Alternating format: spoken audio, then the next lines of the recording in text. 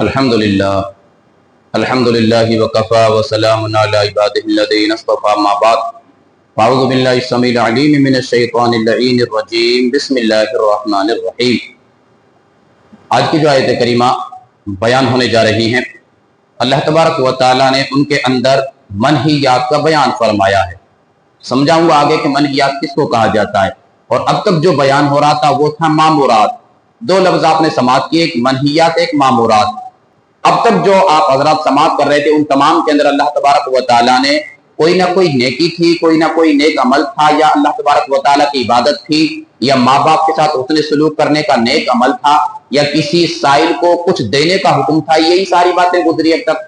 तो अब तक जो हमारा बयान कल तक जो चल रहा था उसके अंदर अल्लाह तबारक व तआला ने इन मामूरात का यानी नेकियों का, भलाइयों का, अच्छाइयों के करने का हुक्म जारी फरमाया था और उस तमाम की तालीम जो है बयान हुई थी। आज जो हमारा सबक शुरू होने चला है उसके अंदर अल्लाह तबारक व तआला ने मनहियात यानी बुराइयां जो नहीं करनी है उनका जिक्र होने जा रहा है। और अल्लाह तबारक व तआला ने इसकी शुरुआत फरमाई है रिज़्क़ के बंटवारे और तक़सीम को लेकर के। चूंकि आखिरी जो आयत करीमा थी वहां यह था कि अल्लाह तबारक व तआला की बारगाह में उसके दिए हुए माल में से खर्च करो और फिजूल खर्ची मत करो, क्योंकि फिजूल खर्ची करने वाले कौन थे? रब ने फरमाया शैतान के भाई हैं।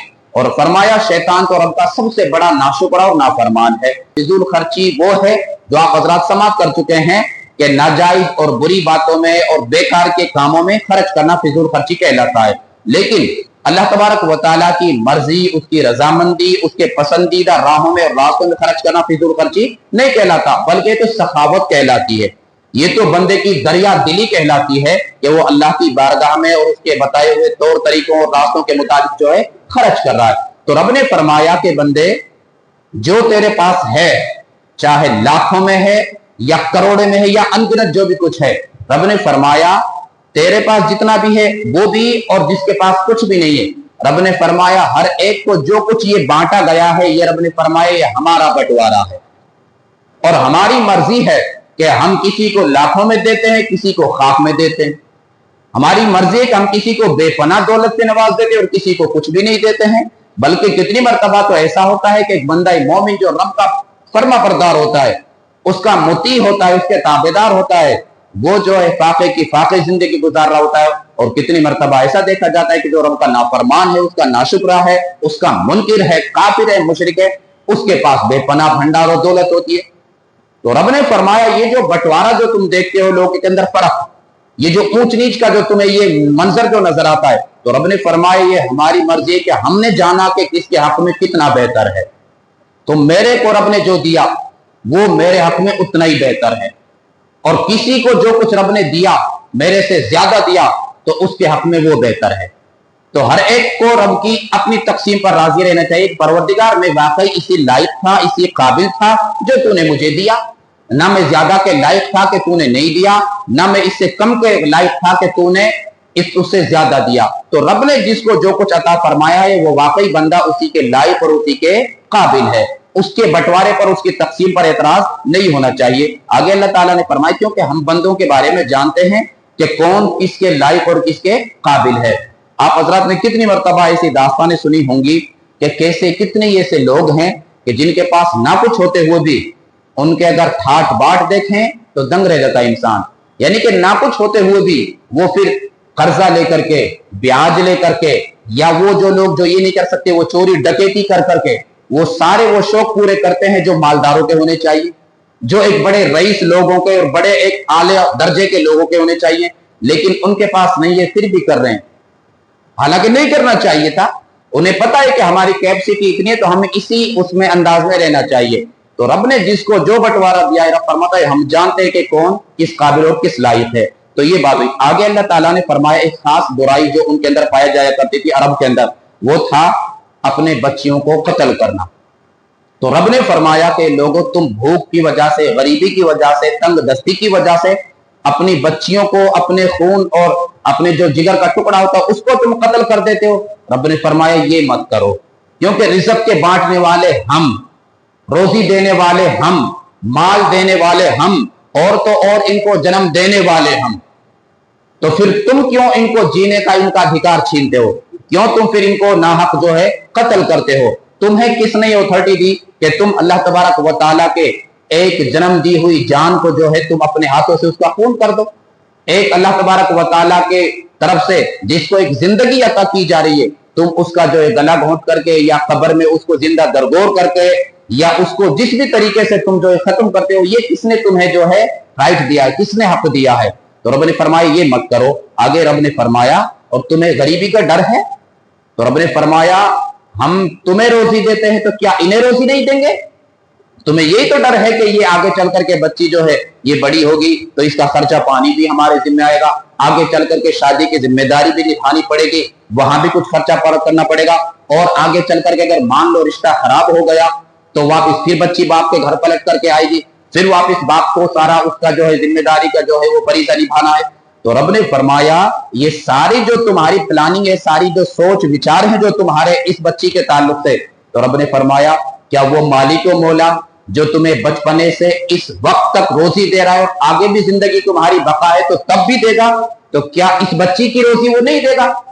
क्या इसके अता करने में उसके खजानों में कोई कमी आ जाएगी? क्या इसको रिज़्क रोटी देने में अल्लाह के खजाने खाली हो जाएंगे? तो रब ने फरमाया नहीं करो ऐसा काम, ये नहीं करना है। वो रोजी तुम्हें भी दे रहा है, इसको भी दे रहा है। तो मेरा आका मौला ने इरशाद फरमाया लोगों की इस बुराई को खत्म करने के वास्ते, क्योंकि ये बड़ी एक जुर्म कबीर गुनाह कबीरा जो उनके अंदर पाया जाता था, हुजूर ने अब जो है अपनी तालीमात जो आम करना शुरू की हैं और बच्चियों को किस तरीके से उनका पालन पोषण होना चाहिए और उनके इस पालने पर और उनके जिंदा रखने पर क्या अजर अल्लाह ताला का फरमाता है वो हुजूर ने बयान फरमाया। हदीस शरीफ के अंदर आका ने इरशाद फरमाया, इमाम सियूती दुर्रे मंसूर के अंदर इस आयत करीमा के तफसीर में कई सारी अहादीस पाक जो लेकर के आए। आपने बयान फरमाया कि आका इरशाद फरमाते हैं कि जिस बंदे के 3 बेटियां हों, 3 बेटियों ने उसके यहाँ जन्म लिया, आका फरमाते या बेटी ना हो बल्कि 3 बहनें हो, उसकी बेटियां नहीं है लेकिन 3 बहनें हैं, आका फरमाते हैं फिर इस बाप ने जिसकी बेटी है या इस भाई ने जिसकी वो बहनें हैं, आका फरमाते हैं इन दोनों हजरात ने जो है जिम्मेदारी निभाते हुए उनका पालन पोषण किया, उनको अच्छी तालीम दी, अदब सिखाया, एहतराम सिखाया, और जब वक्त पड़ा तो उनकी शादी ब्याह जब बालिग होने पर ये जरूरत पड़ी तो ये भी किया। तो आका फरमाते कान मई फिल जन्नति हाकज़ा, हुजूर ने यूं इशारा करके 4 उंगलियों से यूं इशारा करके फरमाया कि मेरे गुलामों सुनो, जिस बाप ने 3 बच्चियों की परवरिश की या जिस भाई ने 3 बहनों को जो है पाला परोसा, तो आका फरमाते रोजे क़यामत जन्नत में वो मेरे साथ इस तरीके से होंगे जैसे ये 4 उंगलियों बिल्कुल थोड़े थोड़े गैप के साथ मौजूद हैं, बिल्कुल कोई ज्यादा इनके अंदर जो स्पेस नहीं है। तो आका फरमाते हैं वो बंदा, वो बाप या वो भाई जो ये खुश नसीब है, आका फरमाते हैं उसका और मेरा ठिकाना जन्नत में इस तरीके से पास पास होगा।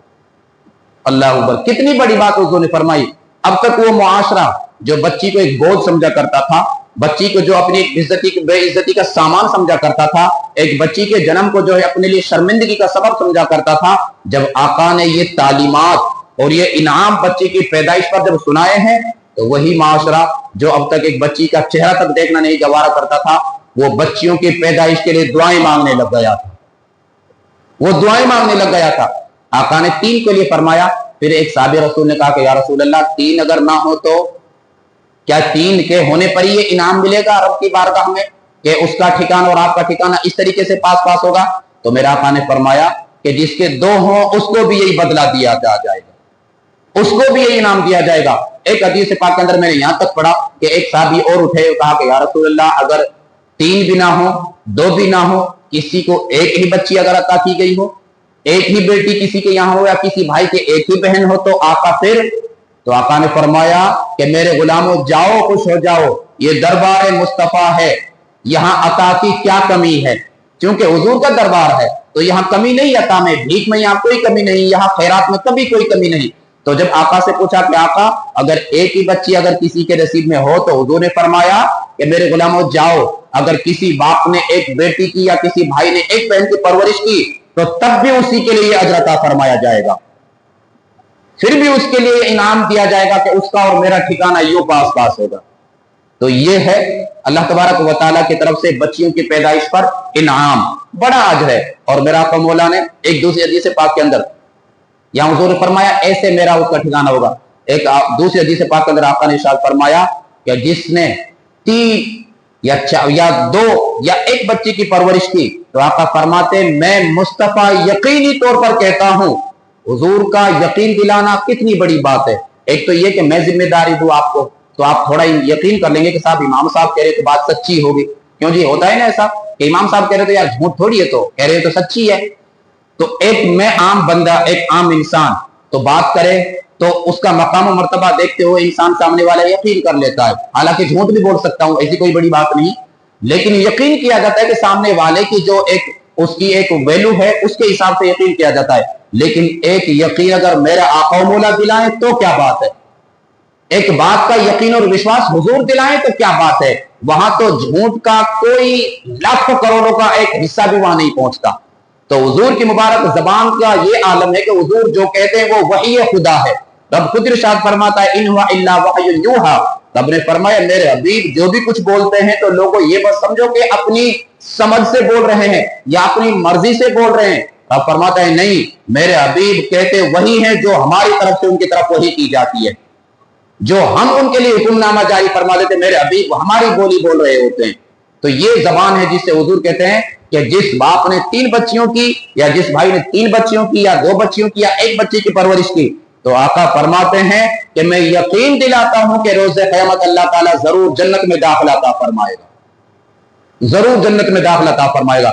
हुजूर ने जब ये तालीम आम की है किस दौर में, जब बच्चियों को जो है जन्म होते ही उनको जो है मां से छीन करके एक दरिंदे की तरह एक उनके साथ बर्ताव रवा रखा जाता था, तो उस दौर में हुजूर ने जब ये खुशखबरियां, ये इनामात, ये बच्चियों की पैदाइश पर रब की तरफ से खुशखबरियां सुनाई हैं, तो फिर वो माशरा जो है एकदम से जो है तब्दील हो गया, एकदम से तब्दील हो गया। उसी की तरफ रब ने इरशाद फरमाया कि लोगों बच्चियों को जिंदा मत कत्ल करो, अपनी औलाद को मत मारो अपने हाथों से, इसलिए कि तुम्हें डर है गरीबी फकीरी का, तो रोजी हम तुम्हें देते तो इन्हें भी दे देंगे, इन्हें भी हम दे देंगे, इनका नसीब का जो रिज़्क़ है वो हम दे देंगे इनको, तुम मत घबराओ इससे। आगे अल्लाह ताला ने इरशाद फरमाया एक खास बुराई जो उस दौर में थी और आज भी पाई जा रही, बल्कि दिन ब दिन ये बुराई को तरक्की करती जा रही, वो है हरामकारी, जिना जिसको हम बोलते हैं, बदकारी। रब ने फरमाया है यहाँ जो कुरान पाक का जो अंदाज है इस बुराई को खत्म करने का वो सबसे एक अलग है। जितनी भी बुराइयां आई हैं रब ने फरमाया है कि ये काम मत करो। औलाद के कत्ल की बात आई तो रब ने फरमाया अपनी बच्चियों को कत्ल मत करो, या इसी तरीके से और जितनी बुराइयां हैं, सूद की बात आई है तो रब ने फरमाया सूद मत खाओ, इसी तरीके से और बुराइयां हैं सबके बारे में फरमाया ये काम मत करो। लेकिन जब बारी जिना की आई तो रब ने ये नहीं फरमाया जिना मत करो, ये नहीं कहा कि जिना मत करो, रब ने फरमाया जिना के करीब भी मत जाओ, बिल्कुल दरवाजा बंद कर दिया गया हरामकारी का। एक तो है जिना मत करो, एक है जिना के करीब तक मत जाओ, यानी कि मतलब ये कि वो काम भी मत करो जो तुम्हें जिना की तरफ ले जाएं।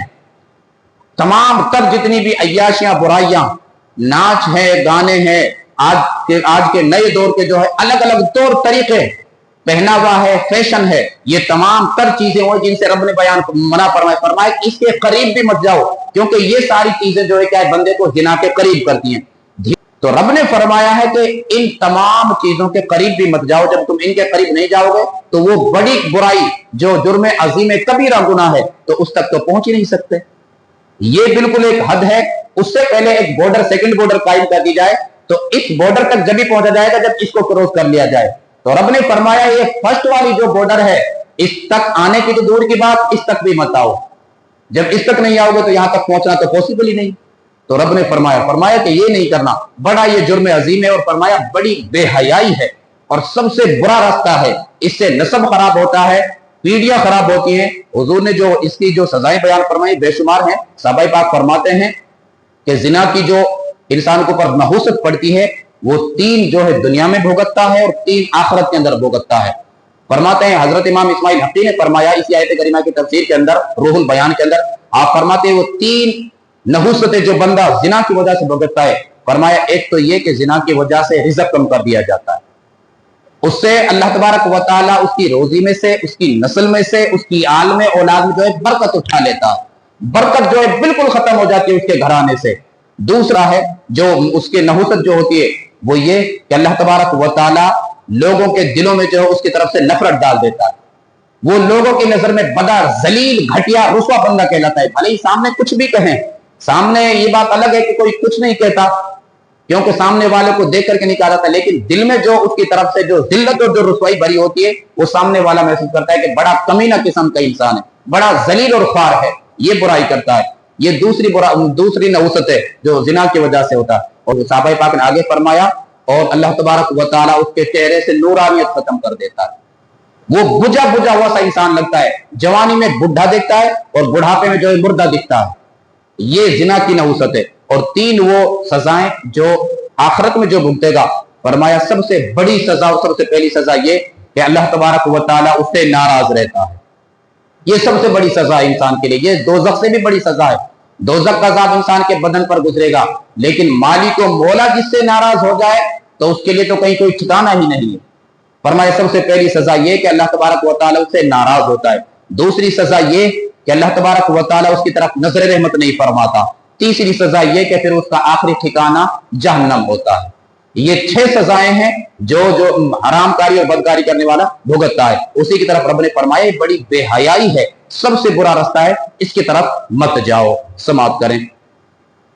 ان ربک یبسط الرزق لمن یشاء ویقدر، بے شک تمہارا رب جسے چاہے رزق کشادہ دیتا ہے، کھول کر کے دیتا ہے، اور جس سے چاہتا ہے رزق کم کرتا ہے۔ انہ کان بعبادہ خبیرا بصیرا، بے شک وہ اپنے بندوں کو خوب جانتا اور دیکھتا ہے کہ کس کو کیا دینا ہے، رب خوب جانتا ہے۔ آگے فرمایا ولا تقتلوا اولادکم خشیۃ املاق، اور اپنی اولاد کو قتل مت کرو غریبی کے ڈر سے۔ نحن نرزقہم ایاکم، ہم انہیں بھی روزی دیں گے اور تمہیں بھی دیں گے، دونوں کو دیں گے، مت قتل کرو ان کو۔ ان قتلهم کان خطأ کبیرا، بے شک ان کا قتل کرنا بڑی خطا ہے، جرم عظیم ہے۔ ولا تقربوا الزنا انه كان فاحشا، اور بدکاری کے پاس بھی مت جاؤ، بے شک وہ بڑی بے حیائی ہے، بے شرمی ہے۔ وساء سبیلا، اور بہت بری راہ ہے۔ اللہ تبارک و تعالی ہمیں اپنے حبیب پاک کے صدقے میں ان باتوں کو سمجھنے کی توفیق عطا فرمائے۔